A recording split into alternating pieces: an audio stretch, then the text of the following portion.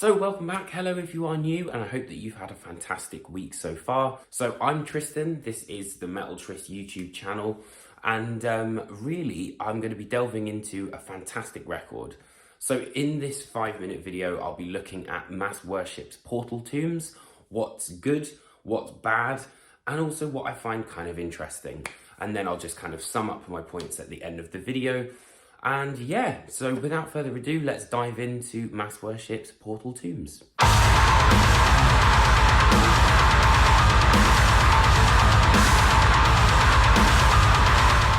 So firstly, I'll be starting with the positive aspects of this record, and believe you me, there are lots.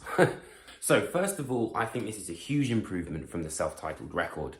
The self-titled record was their debut album. It really put them on the map when it came out in 2019, but Portal Tombs really elevates things. Now, in terms of sound, I guess you could kind of compare the band to sort of like Meshuggah's younger brother who's just been introduced to Entombed, worship, death metal, that kind of stuff, but with a kind of slight hardcore edge as well. So this time around, there's even more uses of dynamics, as I said.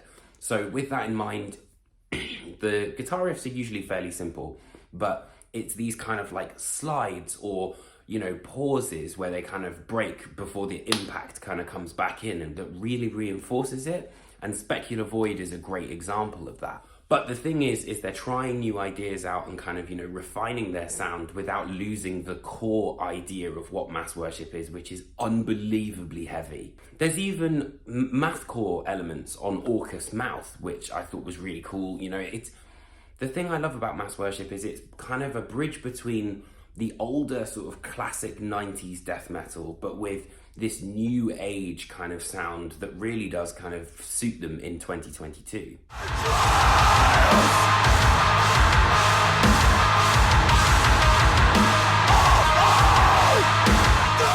There's also moments where you can actually pause and catch your breath on this album. You know, they play with the idea of acoustic passages, and they've got a track which is called Unholy Mass, which almost kind of acts as like an interlude in the album. But then they kind of have that push and pull with the dynamics again on the Portal Tombs title track, but also Empyrean Halls as well. There's definitely a bigger focus on melody as well. So you've got a fantastic guitar solo on Scorched Earth. There's also the emphasis on harmonies, which was on Revel in Fear, a really great track and probably my favorite on this album, that just kind of comes straight out the gates and just smacks you. But then it kind of does end up growing and changing and then moving into slightly more of a progressive territory, which I kind of was really happy to see. Now we'll move on to some of the aspects that I found a bit more negative about the album. To be totally honest, there's not really a whole lot here. Like the final track, Deliverance, I think it's about 7 minutes long. It could have been maybe sort of shaved down ever so slightly, because it does kind of go on for a little bit too long, I found.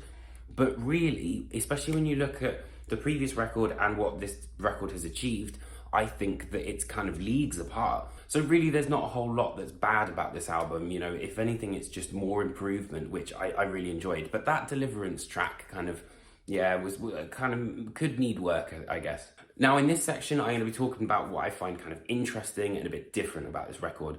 And in particular for me, and this is from the first album that I heard, is that their sound really does stand out. That kind of production, the way that it's all put together and the way that all the mixes sit is really, really distinctive to Mass Worship. So also, as another interesting fact, there are some great guest appearances on here. So we've got Mr. Barney Greenway himself from Napalm Death on the title track, Portal Tombs. And then on Orcus Mouth, we have both Jonases. So we have Jonas Renkse from Catatonia, Bloodbath, and then we've also got Jonas Stahlhammer, who is in At the Gates. So Barney kind of delivers his signature "Rah!", which adds, you know, a great bit of colour to Portal Tombs.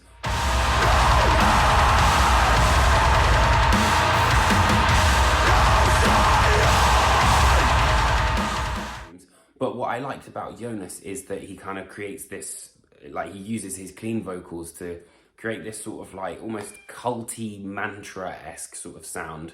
And then Jonas Stahlhammer's guitar solo, I think, is really inspired, and it also kind of works really nicely with the way that Mass Worship's guitar solos work, but adds a bit of difference, basically. So I thought that was quite interesting.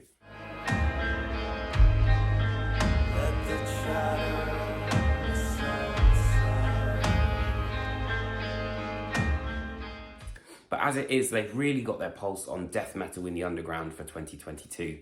So I hope you learned something a bit new about Mass Worship and Portal Tombs today. It's a fantastic record and I highly recommend it. But let me know what you think in the comments below, what you think of the review. And other than that, I will see you next week for my next album review. Take care, my friends.